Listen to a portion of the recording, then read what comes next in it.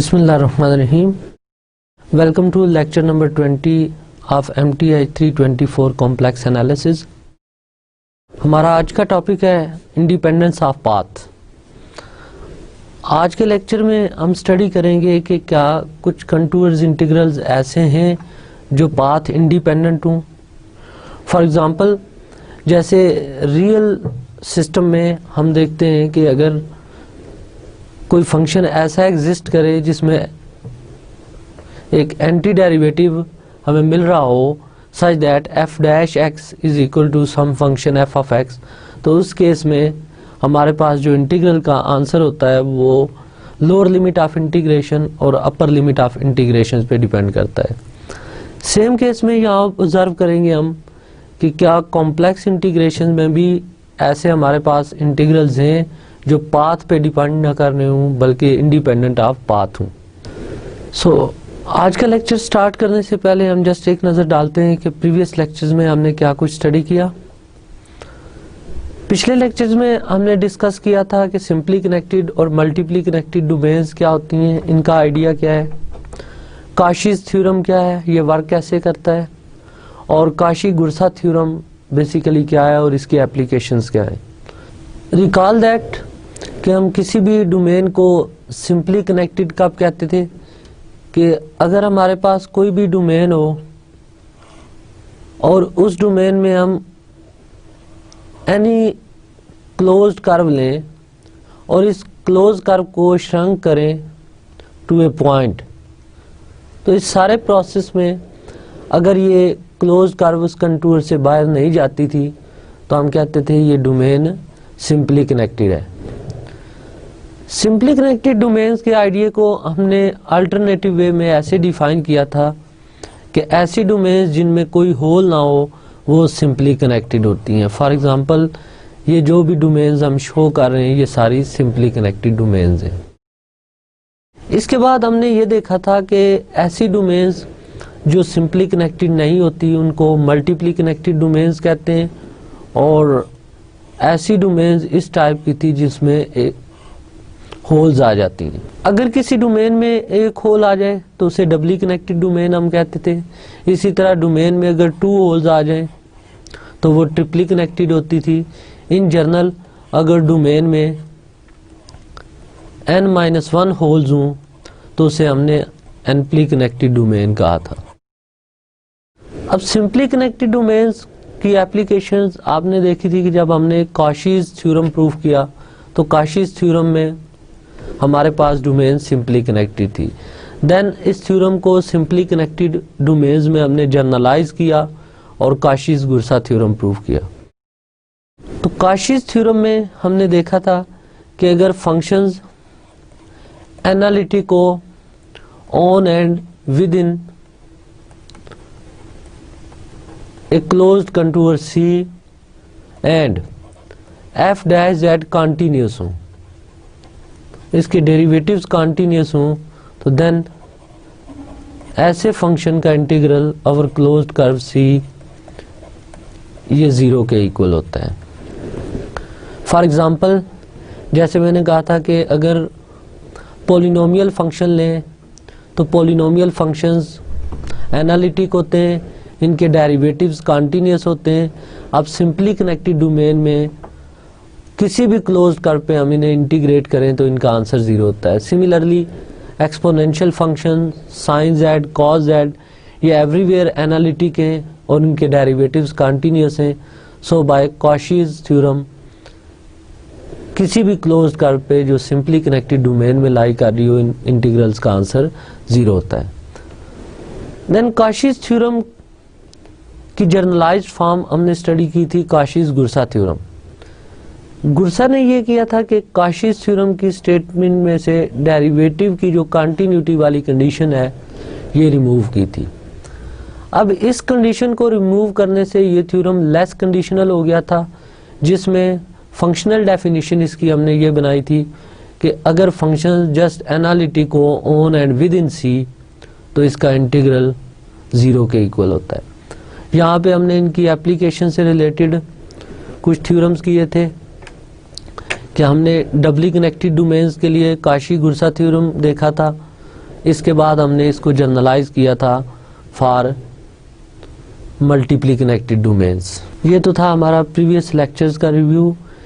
इसी लेक्चर्स की एक्सटेंशन में कुछ रिजल्ट आप आज करेंगे इंडिपेंडेंस ऑफ पाथ के टॉपिक में। तो आज के लेक्चर्स की आउटलाइंस हैं। सबसे पहले हम देखेंगे कि what is independence of path, then anti derivatives का कॉन्सेप्ट इंटीग्रेशन में क्या होता है, और इसके बाद fundamental theorem for contour integrals क्या हैं, और at the end consequences of fundamental theorems हम देखेंगे। ये हमारे आज के टॉपिक्स हैं। सो आज का लेक्चर स्टार्ट करते हैं। सबसे पहले फंडामेंटल थ्योरम ऑफ कैलकुलस क्या है। अब कैलकुलस में हम जानते हैं कि सपोज एफ ऑफ एक्स अगर एक ऐसा फंक्शन हो जो किसी और function capital F of x का डेरिवेटिव हो, तो अब हम इसको इंटीग्रेट करें फ्रॉम ए टू बी, तो हम ये देखते हैं कि ये इंटीग्रल इस फॉर्म में लिखा जा सकता है, integral a to b f of x is equal to f dash x d x, और इसको हम लिख सकते हैं a to b d by d x of f of x d x. अब जिस इसमें डेरिवेटिव और इंटीग्रल कैंसिल, सो जब हम लिमिट पुट करते हैं तो ये f of b minus F of a आ जाता है। तो ये जस्ट वर्किंग रूल था फंडामेंटल थ्योरम ऑफ कैलकुलस का। Basically fundamental theorem of calculus आपको दो चीज़ें बता रहा होता है। एक तो ये डेरिवेटिव और एंटी डेरिवेटिव जो है ये एक दूसरे के इनवर्स ऑपरेटर हैं, और सेकंड थिंग कि जब आपने लिमिट ऑफ इंटीग्रेशन सब्स्टिट्यूट करनी है तो ये कुछ इस तरह से होंगी कि सबसे पहले upper limit minus lower limit of integration put करनी है। यहाँ पे हम नोट करें तो जस्ट हम देख रहे हैं कि ये टोटल जो इंटीग्रल की वैल्यू है a to b f of x d x, ये डिपेंड कर रही है f of b minus F of a पे। अब सेम टाइप का क्वेश्चन अराइज होता है कि क्या इस टाइप की प्रॉपर्टी कंटूर इंटीग्रल में होल्ड करेगी या नहीं करेगी। मींस कि क्या कंटूर इंटीग्रल्स पाथ इंडिपेंडेंट होते हैं या नहीं। So question is can a contour integral C F of Z D Z be independent of path. इस क्वेश्चन को थोड़ा मजीद एक्सप्लेन करते हैं, क्लियर करते हैं। यानी अगर हम कॉम्प्लेक्स प्लेन में कोई डोमेन डी ले लें और इस डोमेन में एक पाथ ऑफ इंटीग्रेशन सेलेक्ट कर लें, say this is path of integration C, तो इज इट पॉसिबल कि इस इंटीग्रल का जो आंसर है, इस इंटीग्रल का आंसर ये जस्ट डिपेंड करे जेड नॉट और जेड एन पे। अब इस कर्व पे ये डिपेंडेंट ना हो। तो आज के लेक्चर्स में हम इस टाइप के इंटीग्रल स्टडी करेंगे जो पाथ इंडिपेंडेंट होते हैं। सो सबसे पहले हम डिफाइन करते हैं कि इंडिपेंडेंट ऑफ पाथ से हमारी मुराद क्या है। Let z0 and z1 be points in a domain D. A contour integral C f of z dz is said to be independent of the path if its value is the same for all contours C in D with initial point z0 and terminal point z1. Right. इसको clarify करते हैं। हमने suppose किया कि D एक domain है हमारे पास और z0 और z1 इस डोमेन के कोई से दो पॉइंट्स हैं। सपोज C हमारे पास कोई भी पाथ है जिसका इनिशियल पॉइंट z0 है और इसका टर्मिनल पॉइंट z1 है।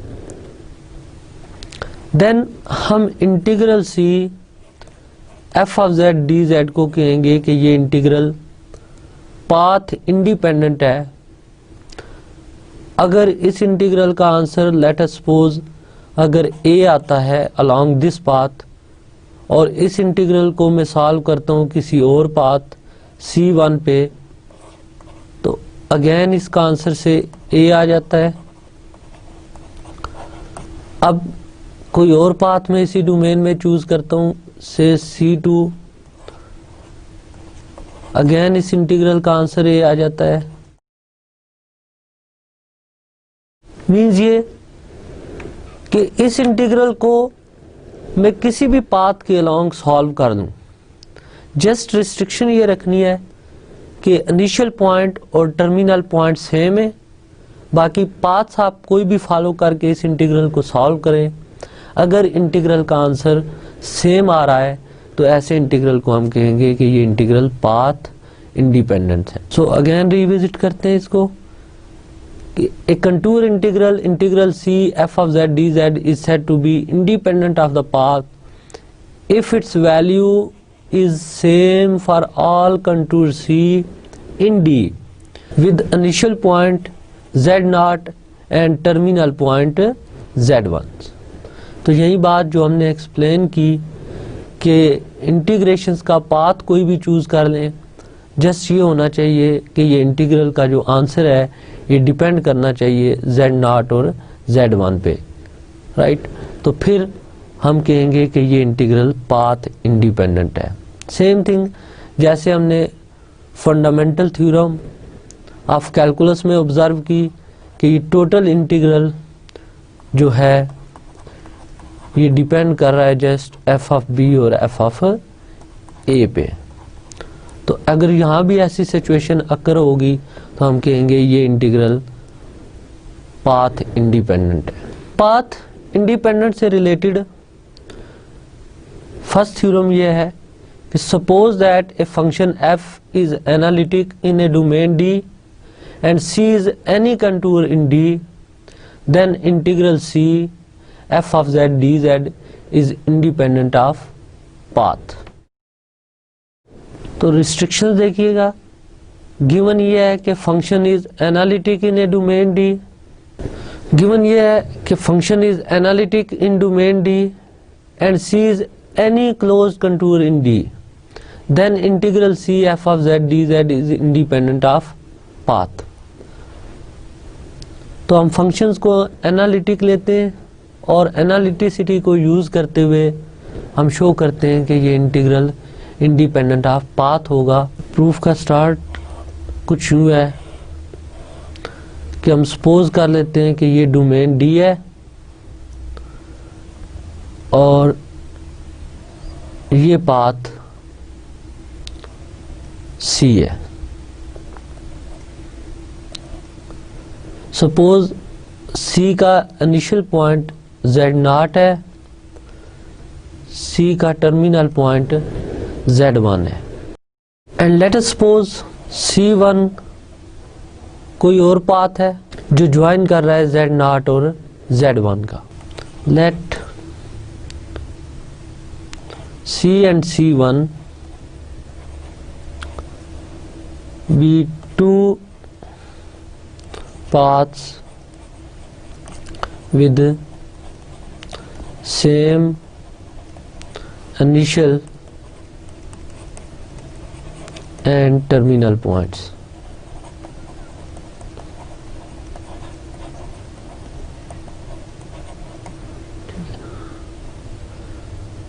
To prove टारगेट ये है हमारा कि integral C F of Z D Z equal to integral C1 F of Z D Z. Note करें कि अगर हम ये प्रूव करने में कामयाब हो जाते हैं तो इनफैक्ट f का इंटीग्रल अलोंग c लें या एनी अदर पाथ C1 लें, ये दोनों अगर सेम हो जाते हैं तो ये प्रूव हो जाएगा कि integral c f of z D z independent of path है, बिकॉज C1 यहाँ पे हम आर्बिट्ररी पाथ ले रहे हैं ज्वाइनिंग z0 टू z1। अब इसके प्रूफ के लिए जस्ट अगर आप एक नज़र डालें इस टोटल पाथ पे जो Z0 से Z1 तक है एंड अगेन Z1 से Z0 तक है, तो ये काउंटर क्लॉकवाइज कर्व ट्रेस की C1 भी हमने एंटी क्लॉकवाइज, C1 भी हमने एक कर्व ली जो ज्वाइन कर रही है Z0 और Z1 को। अब अगर C1 के ऑपोजिट में कर्व लेता हूँ तो उसकी डायरेक्शन होगी from Z1 to Z0। Let C steric be a closed curve obtained by joining C and minus C1 means curves opposite to C1। तो ये दोनों कर्व जो हैं अब मिलके एक क्लोज्ड कर्व बना देंगी जिसको हमने एज्यूम कर लिया है C स्टेरिक। तो अब नोट करें कि F एनालिटिक है, C स्टेरिक क्लोज्ड कर्व है, तो बाय कॉशीस-गुरसा थ्योरम F का इंटीग्रल अगर C स्टेरिक कर्व पे लेंगे तो इसकी वैल्यू 0 हो जाएगी। So by Cauchy-Gursa theorem,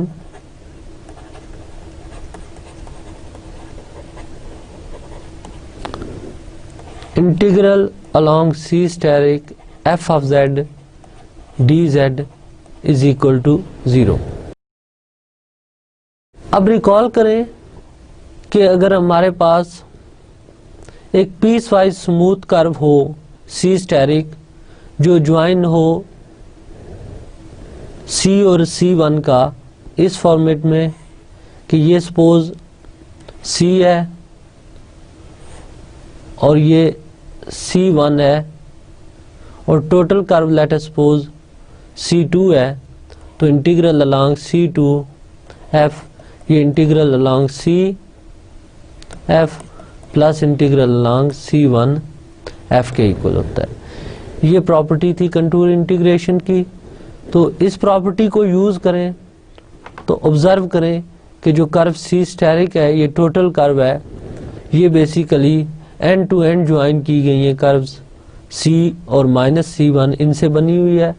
so by this property हम इसको ब्रेक करें तो ये इंटीग्रल हम लिख सकते हैं इंटीग्रल अलोंग C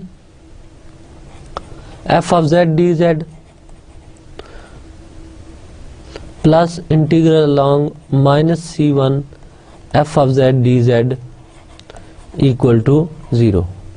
और इसको लिखा जा सकता है integral C f of z dz is equal to minus integral minus C1 f of z dz। Again contour integration की एक प्रॉपर्टी रिकॉल करें तो integral along C f of z dz ये इक्वल होता है minus integral along opposite to C curve f of z dz। तो इस property को यूज़ करें तो इस राइट साइड वाले इंटीग्रल को हम लिख सकते हैं integral C1 f of z dz। सो यहाँ पे हमने प्रूव कर दिया कि f ऑफ z का इंटीग्रल अलोंग C कर्व लें या f ऑफ z का इंटीग्रल अलोंग C1 कर्व लें, इन दोनों का आंसर सेम आता है। This implies integral C f of z dz is independent of path. तो ये इसका कंप्लीट प्रूफ था। जस्ट मेन स्टेप अगर प्रूफ के हम रिविजिट करें तो थ्योरम में कंडीशन गिवन थी फंक्शन एनालिटिक है, डी कोई भी डोमेन है। इनफैक्ट यूजली जब हमें डोमेन्स गिवन नहीं होती तो हम इसको एज्यूम कर लेते हैं कि ये सिंपली कनेक्टेड डोमेन ही है। So D is a simply connected domain. तो हमने शो करना था कि integral C f of z dz is independent of path. अब इसके प्रूफ के लिए हमने Z0 और Z1 2 पॉइंट्स ले लिए और सपोज कर लिया कि C वो कर्व है जिसका इनिशियल पॉइंट z0 है और टर्मिनल पॉइंट z1 है। अगेन हमने z0 और z को ज्वाइन किया बाय अनदर पाथ c1 यहाँ पे आर्बिट्ररी है, आप कोई भी कर्व ले सकते हैं इस डोमेन D में, जस्ट इनिशियल और टर्मिनल पॉइंट्स सेम रखने। तो यहाँ हमारी ऑब्जर्वेशन ये है कि कर्व C और -c1 मिलके एक क्लोज्ड कंटूर बना देती है।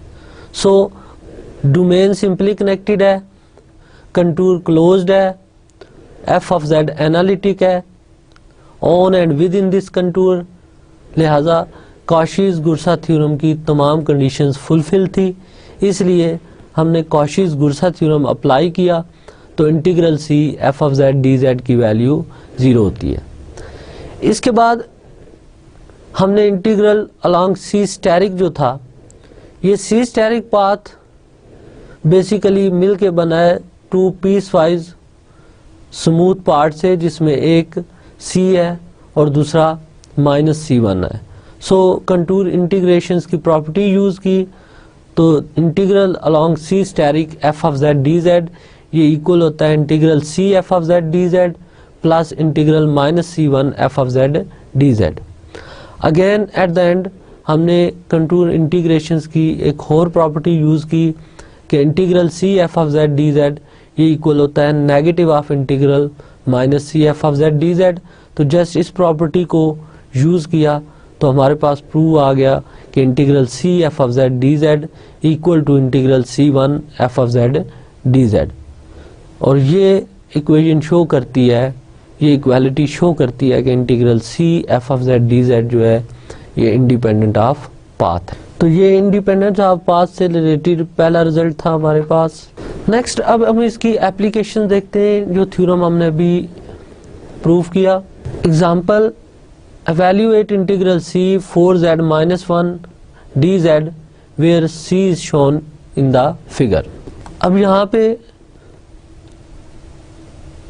जो पाथ ऑफ इंटीग्रेशन है वो फिगर में शो किया गया है, ये टोटल पाथ ऑफ इंटीग्रेशन है। सपोज ये z मॉडुलस इक्वल टू 1 है and this is a line segment joining 1 to iota। तो अब हमने इस पाथ के अलोंग, इस c के अलोंग इस इंटीग्रल को सॉल्व करना है।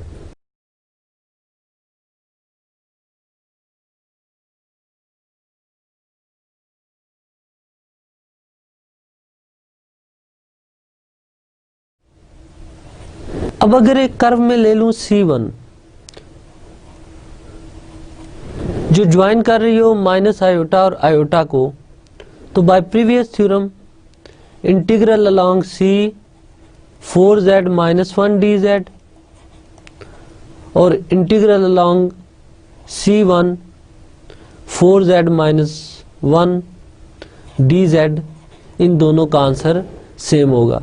रीजन इज क्वाइट सिंपल, क्योंकि 4z minus 1 polynomial of degree 1 है, ये एनालिटिक है एवरीवेयर, इसलिए कोई इशू नहीं, हम प्रीवियस थ्योरम यूज कर सकते हैं।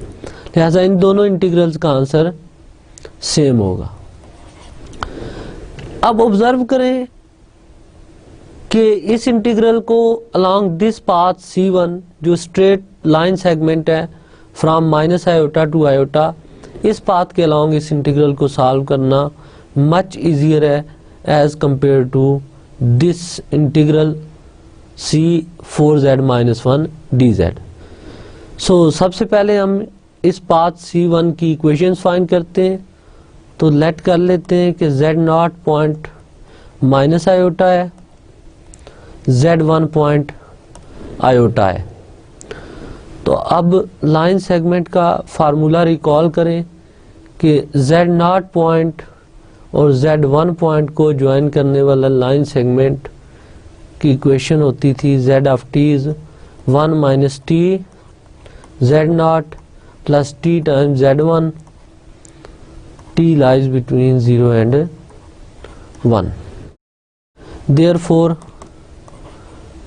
z of t इस लाइन सेगमेंट c1 की equation 1 minus t z0 which is minus iota plus t times z1 which is iota with condition t lies between 0 and 1। सो ये equation हमारे पास आ गई इस path C1 की। अब नेक्स्ट हमारा target है कि हम इंटीग्रल C1 4z - 1 dz को सॉल्व करना चाहते हैं। अब जस्ट इसके लिए फार्मूला रिकॉल करें कि जब भी हमने integral C f of z dz को सॉल्व करना हो along some path z of t with t lies between a and b, तो वर्किंग रूल थे हमारे पास कि integral a to b f of z of t z dash t dt। Therefore integral along C1 4z - 1 dz, इसकी value आएगी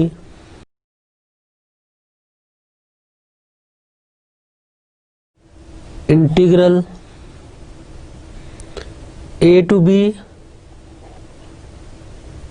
a is 0, b is 1, 4 z of t minus 1 z dash t dt। तो सबसे पहले हम z dash t find करते हैं as z of t is equal to 1 minus t into minus iota plus t into iota। This implies z dash t is equal to 0 minus 1 into minus iota plus t का derivative 1, तो ये term iota आ गई। So this is equal to iota plus iota which is 2 iota. z dash t की value 2 iota के equal आ गई। Therefore integral 0 to 1 4 just z of t की वैल्यू पुट करें which is 1 minus t into minus iota plus t iota minus 1 into z dash t की value put करें which is 2 iota dt। This is equal to 0 to 1। Simplify करें इसको तो ये आ जाएगा 4 into 1 minus t into minus iota plus 4t iota minus 1 dt, और ये 2 आयोटा कांस्टेंट टर्म है, इसको साइन ऑफ इंटीग्रेशन से बाहर ले आए। अब इस इंटीग्रल के रियल और इमेजिनरी पार्ट सेपरेट करें तो 2 iota 0 to 1, so this is 4 minus 4t into minus 1 plus 4t, iota is taken as common, minus 1 and integral with respect to t, so this is 2 iota। अब जस्ट ये simple सा integral है, आपने इसको solve करना है। सो दिस इज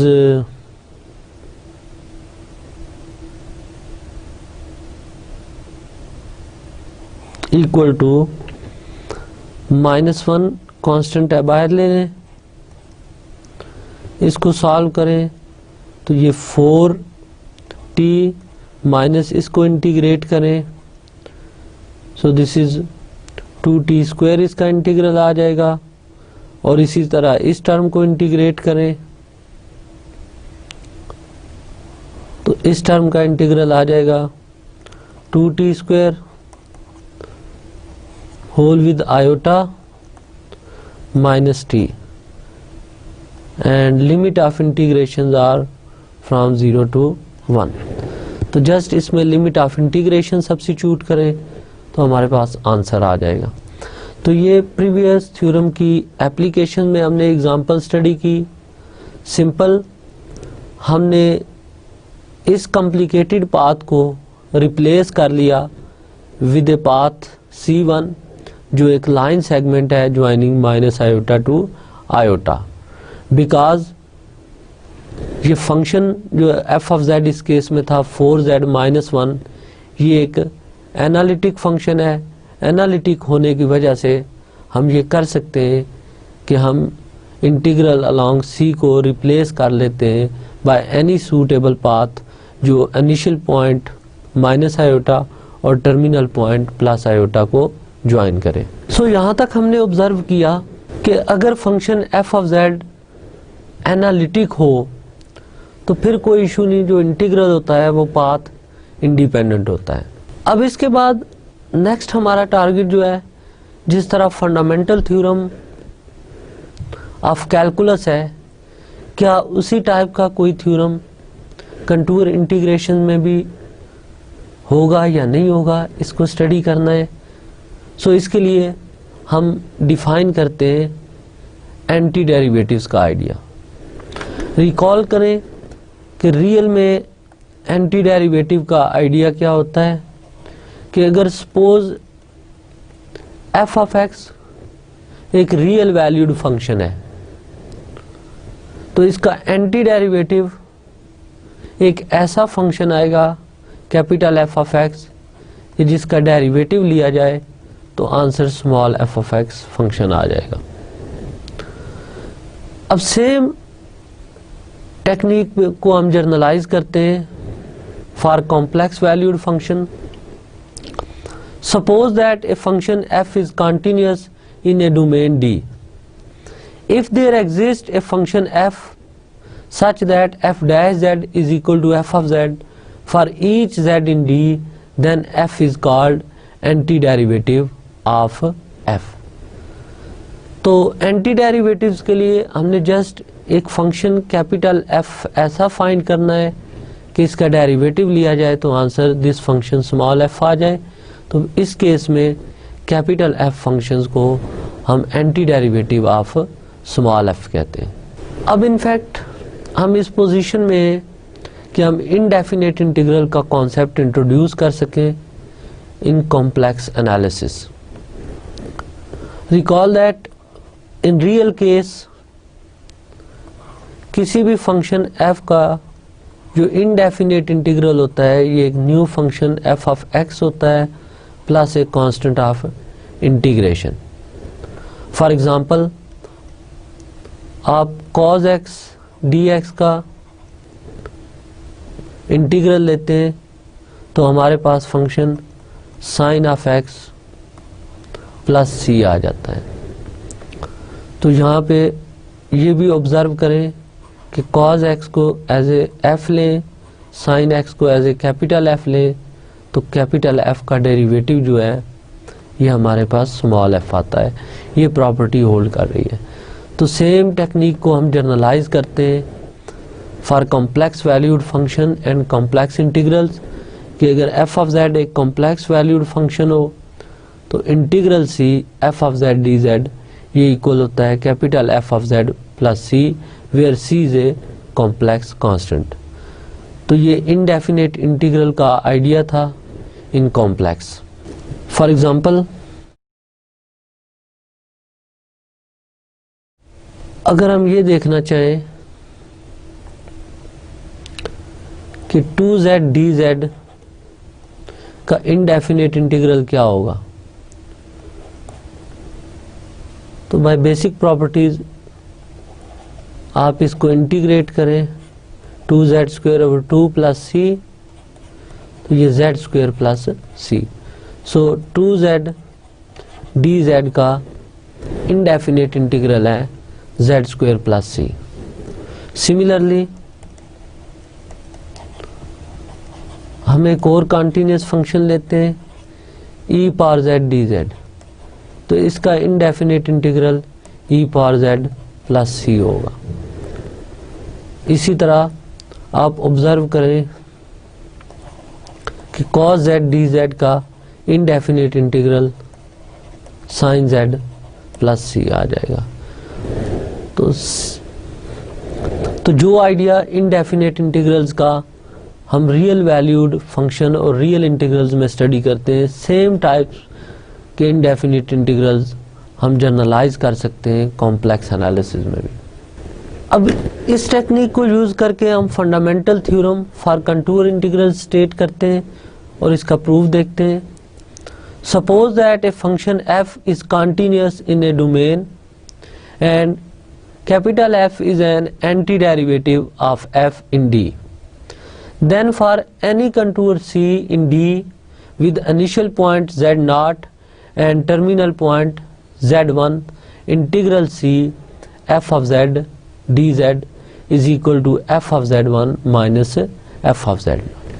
अब ये फंडामेंटल थ्योरम जो है ये इम्पॉर्टेंट है, बिकॉज ये थ्योरम इंडिकेट कर रहा है कि अगर f एक कॉन्टिन्यूस फंक्शन हो और कैपिटल F जो है इसका एंटी डेरिवेटिव हो, तो फिर ऐसे फंक्शन का इंटीग्रल जो होता है ये डायरेक्ट इस एंटी डेरिवेटिव पे डिपेंड करता है और एंड पॉइंट्स पे डिपेंड करता है।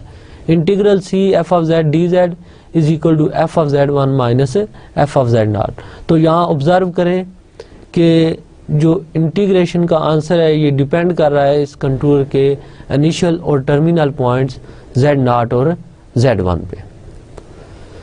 अब इनफैक्ट इसको प्रूव करने के लिए हम एज्यूम कर लेते हैं कि ये सपोज पाथ है जिसका इनिशियल पॉइंट z0 है और टर्मिनल पॉइंट z1 है,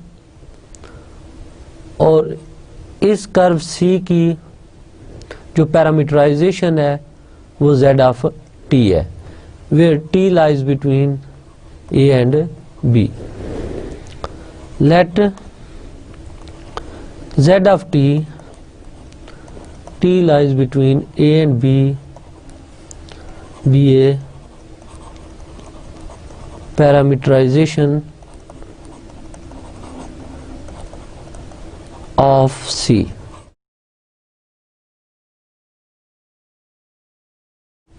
Also suppose z0 and z1 are initial and terminal points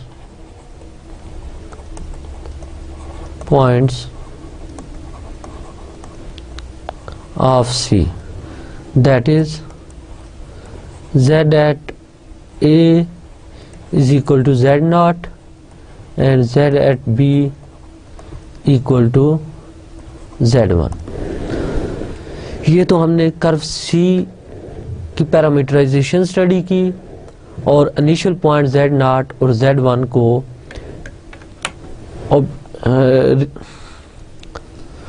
और इनिशियल पॉइंट z0 और z1 को लिखा in terms of parameters a and b, z at a is z0 and z at b is z1। अब further note करें, given ये था कि capital F is antiderivative of small f, also f dash z is equal to f of z। अब हम solve करते हैं इस इंटीग्रल को, integral C f of z dz को। So integral C f of z dz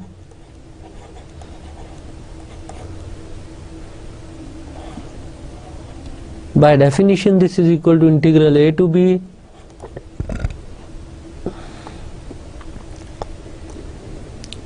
f of z of t z dash t dt।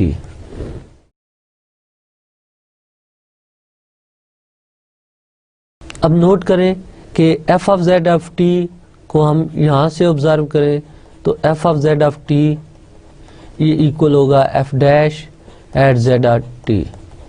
So f of z of t is equal to f dash at z at t z dash t dt, and this is equal to integral a to b f dash को हम d over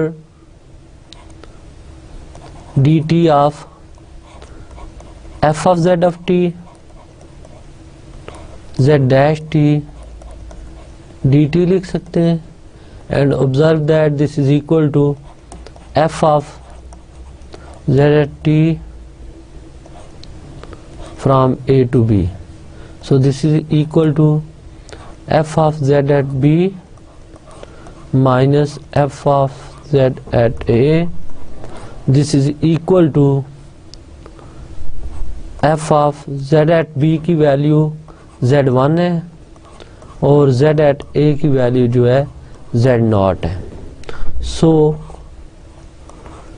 हमने observe किया कि integral C F of Z D z जो है ये just depend कर रहा है z1 और z0 पे. अगर f ऑफ z का anti derivative capital F of z given हो. क्योंकि ये मेजर थ्योरम था, इस प्रूफ के कुछ स्टेप्स हम रिविजिट करते हैं. यहाँ पे गिवन ये था कि फंक्शन कॉन्टिन्यूस है, फर्दर ये कि capital F function anti derivative है स्मॉल f का. तो टारगेट हमारा था integral C F of Z D z को प्रूव करना f of z1 minus f of z0. Same type का फंडामेंटल थ्योरम जो कैलकुलस में होल्ड कर रहा है उसी टाइप का थ्योरम कंस्ट्रक्ट करना फॉर कॉम्प्लेक्स फंक्शंस. इसके प्रूफ के लिए हमने कर्व सी की पैरामीटराइजेशन स्टडी की. कर्व सी को पैरामीट्रिक फॉर्म में लिखने के बाद हमने एंटी डेरिवेटिव का आइडिया यूज़ किया कि f dash z is equal to small f of z के इक्वल है. फिर contour integral f of Z D z consider किया, इसकी डेफिनेशन लगाई और इसको अलोंग कर्व सी हमने इंटीग्रेट किया.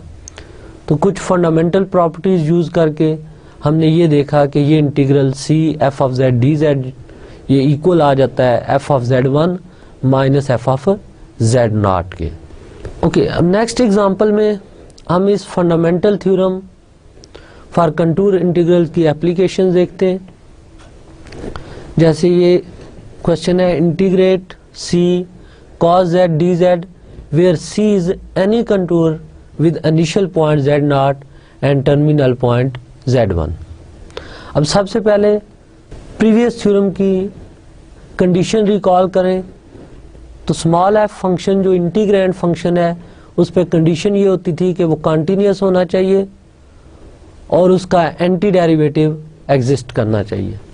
तो यहाँ पे जो इंटीग्रेंड फंक्शन है एफ ऑफ जेड वो cos z है, ये एवरीवेयर एनालिटिक है, सो इज कॉन्टिन्यूस भी है. अब हमने इसका एंटी डेरिवेटिव देखना है क्या होता है. तो अगर हम कैपिटल एफ ऑफ जेड ले लें साइन जेड तो क्लियरली इसका डेरिवेटिव cos z आता है जो स्मॉल एफ ऑफ जेड के इक्वल है. So capital F of z is the anti derivative of small f. Therefore integral c cos z dz इसको हम लिख सकते हैं integral c d over d z of sine z D z. So by fundamental theorem इसका जो answer होगा वो sine at z1 minus sign eight z0 के इक्वल होगा. अब साइन ऑफ z1 की वैल्यू गिवन थी 2 प्लस आयोटा और z0 की वैल्यू है 0. So this is sine of 2 plus iota. Just इसको सिंपल वे में देखने के लिए ऑब्जर्व करें कि sine Z capital F of Z था. So capital F of z1 ये होगा साइन z1. तो ये टर्म जो है ये एफ ऑफ z1 के इक्वल है और इसी तरह ये टर्म जो है ये एफ ऑफ z0 के इक्वल है. तो यहाँ हमने फंडामेंटल थ्योरम यूज़ किया कि ये integral f of Z one minus F of Z not के इक्वल है। तो टोटल जो हमारे पास रिजल्ट है वो साइन ऑफ 2 प्लस आयोटा के इक्वल है। नेक्स्ट, अब फंडामेंटल थ्योरम जो है इसके कॉन्सिक्वेंसेस क्या हैं, इसकी एप्लीकेशंस क्या हैं, इस पे हम बात करते हैं। इसकी फर्स्ट एप्लीकेशन देखें कि if c is a close contour then integral C F of Z D Z equal to 0। अब इनफैक्ट अगर फर्स्ट प्रॉपर्टी को हम डिटेल में देखें तो फंडामेंटल थ्योरम की एप्लीकेशंस के हवाले से इसको ऑब्जर्व करें तो फंडामेंटल थ्योरम में ये गिवन है कि f dash z is equal to small f of z. अब अगर सी क्लोज्ड कर्व हो तो इसका इनिशियल पॉइंट और टर्मिनल पॉइंट सेम होते हैं। सो बाय फंडामेंटल थ्योरम अगर हम इस क्लोज्ड कर्व के अलोंग इंटीग्रल को कंसीडर करें तो ये इक्वल होगा f of Z one minus F of Z not. अब बिकॉज यहाँ पे क्लोज्ड कर्व होने की वजह से जेड नॉट और जेड वन सेम है, so F of Z one means F of Z naught minus F of Z naught, therefore integral is 0।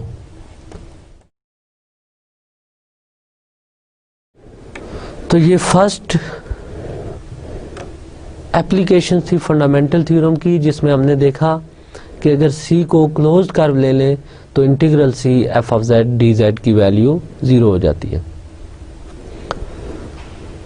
Second, इसकी application, if a continuous function f has anti derivative capital f in D then integral C F of Z D Z is independent of path. और second thing कि ये जो integral है ये path dependent नहीं रहेगा। जैसे हमने स्टार्ट में देखा था कि इंटीग्रल पाथ इंडिपेंडेंट होता है, integral C F of Z D Z equal to integral c one f of Z D Z.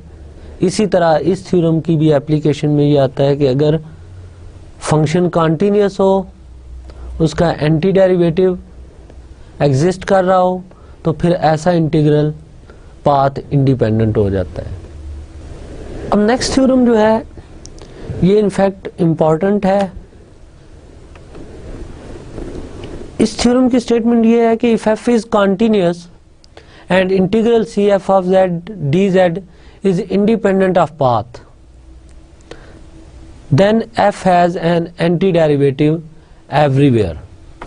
Just previous applications को कंसीडर करें तो यहाँ गिवन था कि फंक्शन कॉन्टिन्यूअस हो और अगर उसका एंटी डेरिवेटिव एग्जिस्ट करे तो फिर integral C F of Z D z independent of path होता है। अब इसका कन्वर्स हम सोचें तो अगर हम फंक्शन कॉन्टिन्यूअस लूँ अगर हम फंक्शन कॉन्टिन्यूअस लें और इंटीग्रल को इंडिपेंडेंट ऑफ पाथ लें तो फंक्शन के एंटी डेरिवेटिव एग्जिस्ट करेगा या नहीं करेगा।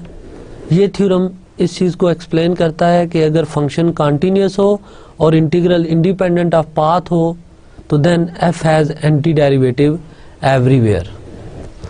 अब इस रिजल्ट को हम प्रूफ करते हैं। सपोज डी हमारे पास एक डोमेन है और हम इसका एक फिक्स पॉइंट ले लेते हैं जेड नॉट और एक वेरिएबल पॉइंट ले लेते हैं z।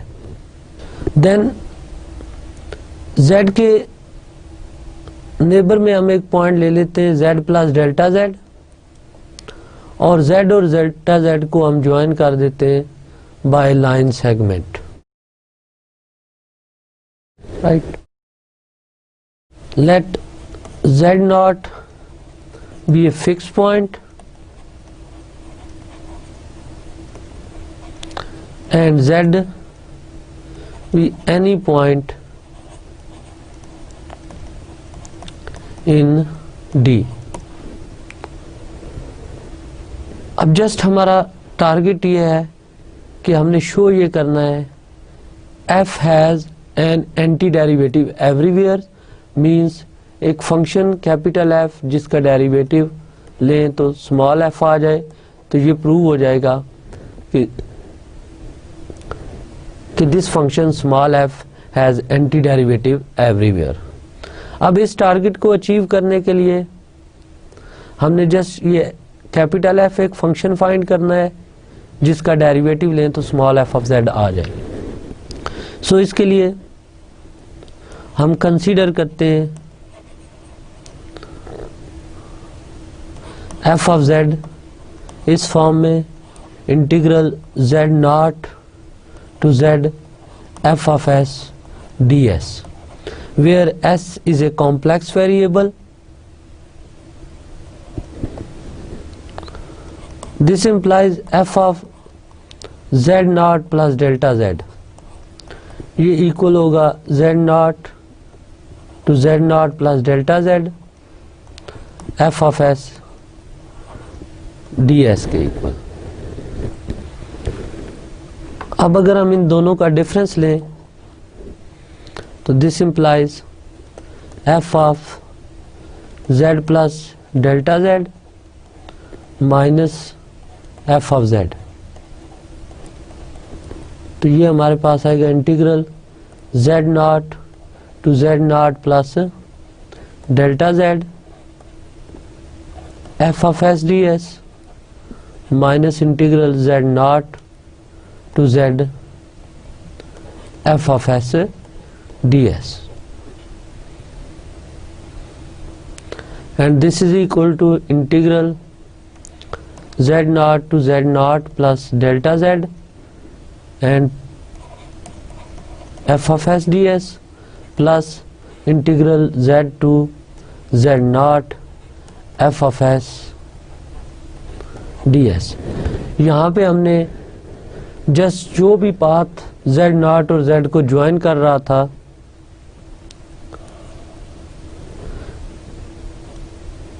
इस कर्व के ऑपोजिट कर्व ले लिए, इस वजह से बाय प्रॉपर्टी ये प्लस साइन में कन्वर्ट हो गया। So this is equal to z to z plus delta z f of s ds।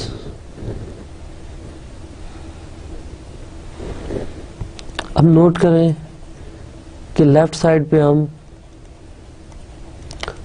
Derivative की डेफिनेशन कंप्लीट कर रहे हैं, सो डेल्टा z से डिवाइड करें, this implies f of z plus delta z minus f of z divided by delta z, this is equal to 1 over delta z integral z to z plus delta z f of s ds, and this implies f of z plus delta z minus f of z divided by delta z minus small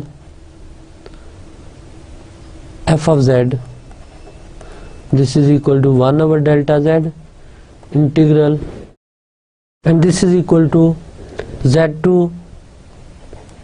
z plus delta z f of s ds minus f of z।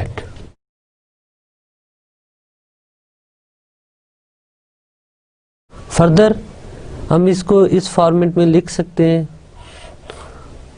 आप note करें कि अगर हम just z to z plus delta z ds consider करें तो हमारे पास जो answer आएगा इस इंटीग्रल का s from z to z plus delta z, this is equal to z plus delta z minus z, ये डेल्टा z के equal आ जाएगा। सो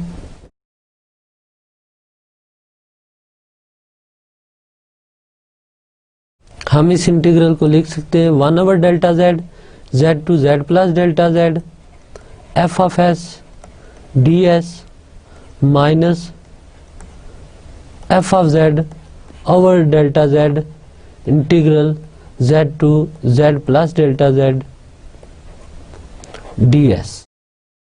यहाँ पे ये सिंपल सी ऑब्जर्वेशन थी कि z to z plus delta z d s जो है ये डेल्टा जेड के इक्वल होता है। सो हमने जस्ट अबव टर्म को डेल्टा जेड से मल्टीप्लाई और डिवाइड कर लिया and this is equal to 1 over delta z integral z to z plus delta z f of S minus F of z into d s. यहाँ पे integral sign common लिया गया है और डी एस कॉमन लिया गया है तो F of S minus F of Z आ गया। बिकॉज यहाँ पे integration with respect to S है और F of Z independent of S है, सो साइन ऑफ इंटीग्रेशन के इनसाइड लिखें या बाहर makes no difference. Recall that integral C K F is equal to K times integral C F, इस property को use. सो यहाँ तक ऑब्जर्वेशन हमारी ये है कि F of Z plus delta Z minus F of Z divided by delta Z minus F of Z ये इस इंटीग्रल के इक्वल आता है। अब जस्ट नेक्स्ट स्टेप में आपने दोनों साइड की एब्सोल्यूट वैल्यू कंसीडर करनी है, मॉडुलस कंसीडर करना है और मॉडुलस की प्रॉपर्टीज को यूज करें। तो this is 1 over delta z modulus integral z to z plus delta z modulus of S minus F of z into modulus of d s. In fact given था कि F continuous function है तो F की continuity use करें। So this is less than 1 over delta z modulus और continuity of f use करें तो ये z to z not plus delta z epsilon times d s हो जाएगा whenever delta z is less than some delta by definition of continuity. अब इस total result को अगर सिंप्लीफाई किया जाए तो हमारे पास इमीडिएटली ये रिजल्ट आ जाएगा कि F of Z plus delta Z minus F of Z divided by delta Z minus F of z is less then epsilon when ever delta z mod is less than some delta. This implies f dash z is equal to small f of z. तो हमने prove कर दिया कि small f functions का जो anti derivative है वो capital f है। रिविजिट करें मेन स्टेप इस प्रूफ के। तो हमने प्रूव ये करना था कि स्मॉल f का एंटी डेरिवेटिव एग्जिस्ट करता है एवरीवेयर। तो इसके लिए हमने डोमेन का एक फिक्स पॉइंट z नॉट लिया और एक वेरिएबल पॉइंट z लिया और इसके बाद इंटीग्रल कंसीडर किया f of z not to z f of s ds। Then derivative की डेफिनेशन कंप्लीट करने के लिए हमें डोमेन का एक और पॉइंट चाहिए था z प्लस डेल्टा z और हमने z और delta z plus delta z को ज्वाइन किया बाय लाइन सेगमेंट। देन हमने कॉम्प्लेक्स वेरिएबल s कंसीडर किया और इसके बाद जब डेरिवेटिव की डेफिनेशन कंप्लीट की तो एट द एंड हमारे पास f of z plus delta z minus F of z divided by delta z minus F of z की वैल्यू इस इंटीग्रल की फॉर्म में आ गई। अब यहाँ इस प्रॉब्लम को टैकल करने के लिए कि f ऑफ z को हम इंटीग्रल फॉर्म में एक्सप्रेस करें, हमने इसे डेल्टा z से मल्टीप्लाई डिवाइड किया एंड देन ये सिंपल सी ऑब्जर्वेशन कि integral z to z plus delta z ds को जब सॉल्व किया जाए तो ये डेल्टा z के इक्वल आता है। सो डेल्टा z की वैल्यू सब्स्टिट्यूट की, देन दोनों साइड्स का मॉडुलस लिया, स्मॉल f फंक्शन की कंटिन्यूटी यूज की and after some simplification capital F prove हो गया कि डिफरेंशिएबल है और इसका डेरिवेटिव स्मॉल f आता है और यही हमारा टारगेट था इस थ्योरम में। नेक्स्ट हम क्विकली ऑब्जर्व करते हैं कुछ एग्जांपल्स इसकी ओर। For example evaluate integral c 2z dz where c is this path z of t 2 cos cube pi t minus iota sin square pi by 4t when t lies between 0 and 2. Note करें कि यहाँ पे जो integrand function है f of z ये 2z है, ये continuous है, और फर्दर अगर हम कैपिटल f of z ले लें z स्क्वेयर तो इसका डेरिवेटिव ये small f of z function आ जाता है। सो ये इंटीग्रल जो होगा by fundamental theorem integral c 2z dz ये इक्वल होगा capital F at Z0 minus capital F at Z1। अब यहाँ पे इनफैक्ट Z0 क्या होगा? नो Z0 बेसिकली ये Z at lower limit which is 0, parameter की lower limit 0, Z0 Z at 0 होगा। So this is 2 time cos cube pi into 0 minus iota sine square pi by 4 into 0। इसको simplify करें तो 2 into cos 0 is 1 and sine 0 is 0, so net result is 2। Z0 2 के equal आ गया and Z1 find करें which is Z at 2। Just इसमें आपने t को 2 put करना है, so 2 cos cube pi into 2 minus iota sine square pi by 4 into 2। Again cos 2 pi की value 1 होगी तो 2 इंटू 1 क्यूब माइनस आयोटा, और साइन 90 की वैल्यू 1 होगी तो 1 square, so this is 2 minus iota. अब जस्ट आपने f ऑफ z में Z0 और Z1 पुट करके इस इंटीग्रल का आंसर फाइंड कर लेंगे। नेक्स्ट इसी तरह आपने इस एग्जांपल को सॉल्व करना है 0 to 3 plus iota z square dz। Observe करें कि यहाँ पे f ऑफ z स्क्वेयर है, पॉलिनोमियल है, सो एनालिटिक है, लिहाजा कॉन्टीन्यूस भी है, और फर्दर अगर कैपिटल f ऑफ z हम ले ले z क्यूब ओवर 3 तो ये इम्प्लाइज करता है कि f डैश z स्क्वायर के इक्वल आ जाएगा। अगेन आपने यहाँ पे फंडामेंटल थ्योरम लगाना है और इसको सॉल्व करना है। देन एग्जांपल है use integration by parts to evaluate this integral 0 to iota z sine z dz। अब बाय पार्ट्स इंटीग्रेट करें तो z as it is and sine का integral minus cos z, limits from 0 to iota minus integral 0 to iota sine का integral minus cos z and z का derivative 1 dz। So this is minus z cos z from 0 to iota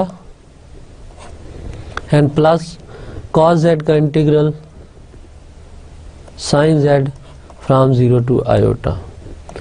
So this is minus iota cos iota minus 0 plus sin of iota minus sin of 0.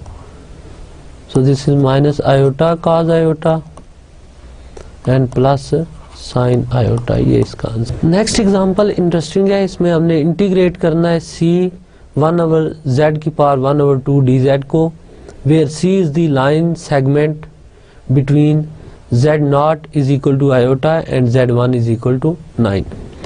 First of all observe करें कि ये function जो integrand है ये z power -1/2 है, ये एक multiple valued function है। सो हम पहले इसकी वो ब्रांच लेंगे जो कॉन्टिन्यूस हो, तो वो प्रिंसिपल ब्रांच होती है।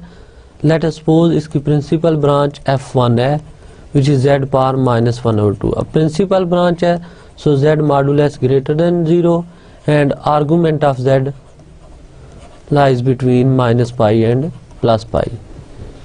अब इसको इंटीग्रेट करते हैं, integral c 1/z power 1/2 dz. अब ऑब्जर्व करें कि पाथ लाइन सेगमेंट है, सो यहाँ पे भी आप फंडामेंटल थ्योरम यूज़ कर सकते हैं अगर आपके पास एक capital function capital f1 function ऐसा है जिसका डेरिवेटिव स्मॉल f1 के इक्वल है. सो यहाँ पे आपने कैपिटल f1 फंक्शन कंस्ट्रक्ट करना है, ऐसा फंक्शन जो इस प्रॉपर्टी को सेटिस्फाई करे कि f1 dash at z is equal to f1 of z के इक्वल है. सो आप ऑब्जर्व करें कि अगर हम कैपिटल f फंक्शन इस तरह ले लें,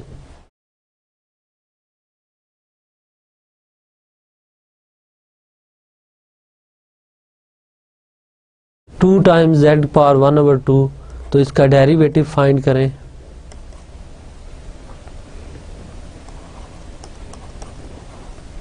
तो 1/2 z power 1/2 minus 1 which is equal to z की पावर माइनस 1/2 स्मॉल f1 के इक्वल आता है. लिहाजा इस कैपिटल f1 की रिस्पेक्ट से आप इसको सॉल्व कर सकते हैं. तो ये capital f1 of z1 minus capital f1 of z0 के इक्वल है. अब जस्ट आपने कैपिटल f1 की वैल्यू एट 9 फाइंड करनी है एंड देन कैपिटल f1 की वैल्यू एट आयोटा फाइंड करनी है. ये इसका आंसर आएगा. तो इस एग्जांपल में जस्ट हम ये शो करना चाह रहे थे कि जब भी हमारे पास मल्टीपल वैल्यूड फंक्शन आएंगे तो आपने उसकी वो ब्रांच कंसीडर करनी है जो प्रिंसिपल ब्रांच हो, यानी कॉन्टिन्यूस हो with this condition on argument. तो उस ब्रांच को आप इंटीग्रेट करेंगे तो आपके पास आंसर फंडामेंटल थ्योरम से आ जाएगा. अब eight the and remark, if f is real function continuous on AB then there exists a number c in AB such that integral a to b f of x dx equal to f of c b minus a. ये calculus में आपने theorem पढ़ा गया, well known mean value theorem है. तो complex में mean value theorem का कोई काउंटर पार्ट एग्जिस्ट नहीं करता, यानी mean value theorem for integration complex analysis में होल्ड नहीं करता. तो ये तो जस्ट डिफरेंस था कि ऐसे थ्योरम जो रियल वेरिएबल के लिए एग्जिस्ट करते हैं, for example mean value theorem, ये ज़रूरी नहीं कि ये कॉम्प्लेक्स में भी होल्ड करे. समटाइम्स हमने देखा, जैसे हमने फंडामेंटल थ्योरम ऑफ अलजबरा के अगेंस्ट कॉम्प्लेक्स एनालिसिस में थ्योरम देखा, तो fundamental theorem for contour integrals exist कर रहा है, but mean value theorem real case में एग्जिस्ट कर रहा है बट कॉम्प्लेक्स में इसका कोई काउंटर पार्ट एग्जिस्ट नहीं करता. ये था हमारा आज का लेक्चर्स. आज के लेक्चर्स में हमने स्टडी किया पाथ इंडिपेंडेंस को, कि पाथ इंडिपेंडेंस का आइडिया अगर हम रियल से जनरेट करें तो कंटूर इंटीग्रेशन में भी अंडर सर्टेन कंडीशंस इंटीग्रल्स ऐसे होते हैं जो पाथ्स पे डिपेंड नहीं करते. इससे रिलेटेड हमने important result fundamental theorem for contour integral study किया, जो इस बात की गारंटी देता है कि हमारे पास इंटीग्रेशन जो होती है समटाइम्स अंडर सर्टेन कंडीशंस वो पाथ डिपेंडेंट नहीं होती. आप जस्ट इनिशियल पॉइंट और final point of the curve C consider करें, तो अगर फंक्शंस का एंटी डेरिवेटिव एग्जिस्ट कर रहा है तो आप एंटी डेरिवेटिव के थ्रू इनिशियल और फाइनल पॉइंट्स को यूज़ करके इंटीग्रल का आंसर फाइंड कर सकते हैं. होपफुली नेक्स्ट लेक्चर्स में हम फर्दर एप्लीकेशन देखेंगे कंटूर इंटीग्रेशंस की. Till then take care.